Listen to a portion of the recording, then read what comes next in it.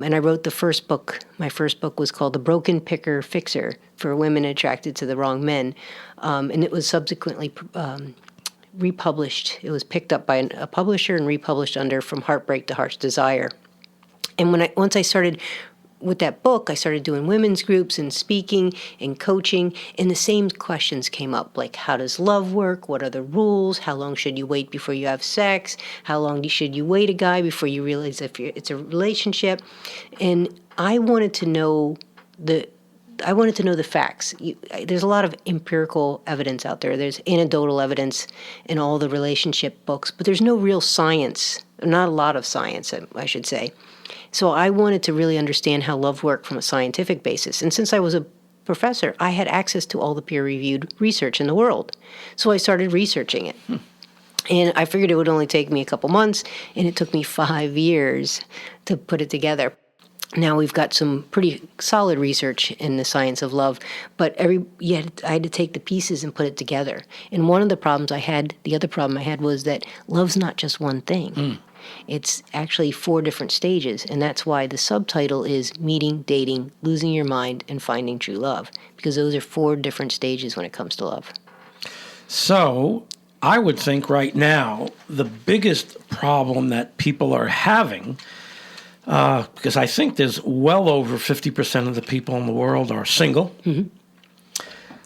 I believe that another 25% of the folks out there are maybe in a relationship, but not a happy one.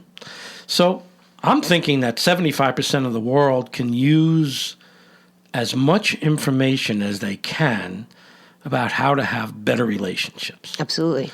We're talking with Dawn Maslar MS. She's a biology professor who has blended her knowledge in the biology world with the science of love.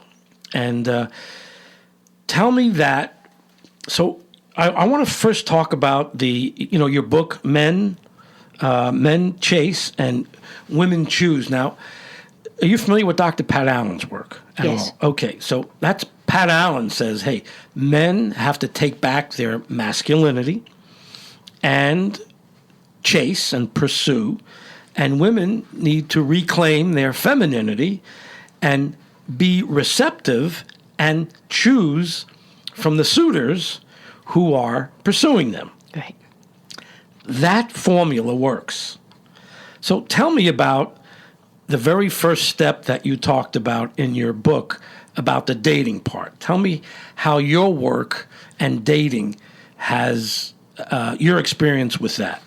Okay, well, there are, as I said, there's 4 different stages. The first stage is actually attraction, which has nothing to do with love. Right. And attraction is to do with norepinephrine, which is a fight or flight response and is meant to be temporary. And when you get into dating, that's where you start building up the neurotransmitters to fall in love. And the neurotransmitters are different for men and for women. And for men, it's dopamine, vasopressin, and a little bit of testosterone. For women, it's dopamine and oxytocin. So dopamine increases as we become excited about seeing the person. Dopamine is like the wanting. We increase it with Candy Crush and all kinds of things increase it. And that's one of the reasons why Candy Crush limits you, because it increases the dopamine when you want to play more. I got stuck on that for a few months, and I cut it right off cold. Right. Because I saw that I didn't like the way it was going. So I hear what you're saying. Yeah, the dopamine, you don't want to completely satiate it because then it loses the fun. So it's the wanting, it's the desire, it's the chase that really creates the dopamine. And for a woman, there's a little bit of that too, where she's, she's not with the uncertainty. Is he going to call? And that increases the dopamine.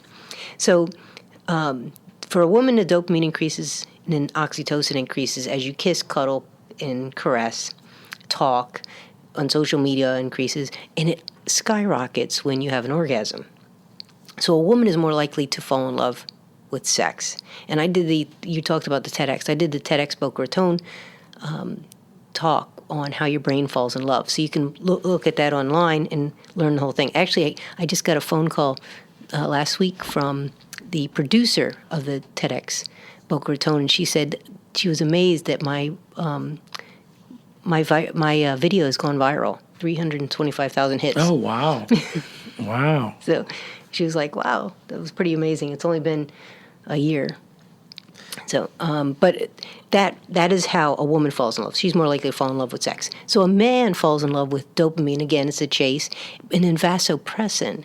Vasopressin increases when he's sexually interested in a woman, but it rapidly decreases after an orgasm. So if Wow. so it creates a bit of a problem. So when you have sex, she's more likely to fall in love. He's less likely to fall in love.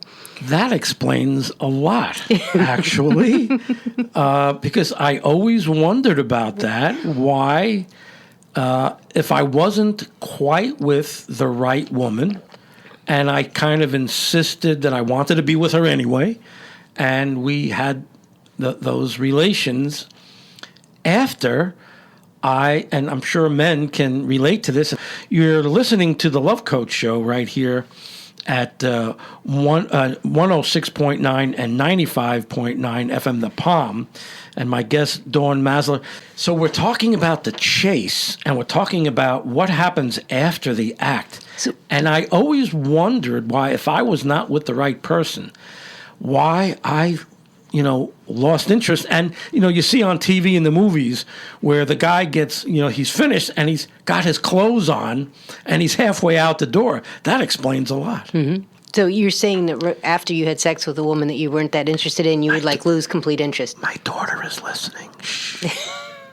I didn't say I had sex with anybody. Okay, I'm sorry. Okay. But let's say your friend had sex with a woman. Yes, thank you. Thank you very much. And he would lose interest right Yes, after? Yeah, yes. Okay. There you go. And, the woman would say, where are you going? Can't we cuddle? And he said, no, I have to get up early. So there's science behind that whole thing, that when the man wants to leave. Now, what women have to pay attention to there is that it's happening. Yes. That it's not just the guy is getting up because he has to go to work in the morning, but that his response to that act was not a super positive one, and he would rather leave.